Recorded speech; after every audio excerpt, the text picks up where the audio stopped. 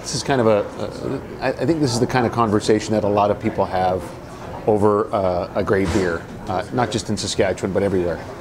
Who would I like to have a beer with?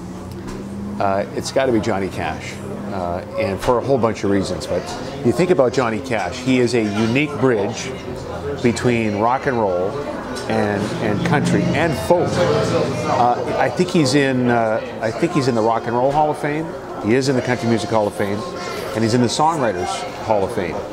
Not very many people can make that claim.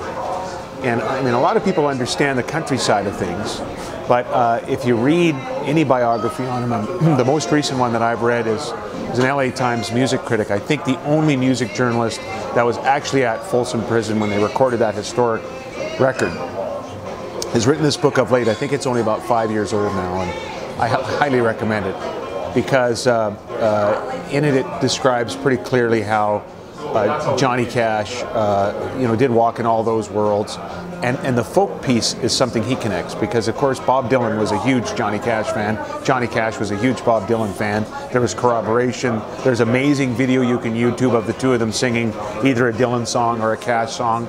They wrote "Wanted Man" together, which was a big hit for Cash. Most folks don't know. So if I could have a beer with him, I think I'd ask him about those earliest years. So, because it would have combined stories of Sun Records. Cash was on Sun Records. Who else was on Sun Records? Elvis, Jerry Lee Lewis, Roy Orbison, Carl Perkins, who went on to be Johnny Cash's guitar player. And he could tell all of those stories about how rock and roll kind of started at Sun Records in Memphis. And then he could tell the stories about his involvement on the folk side of things.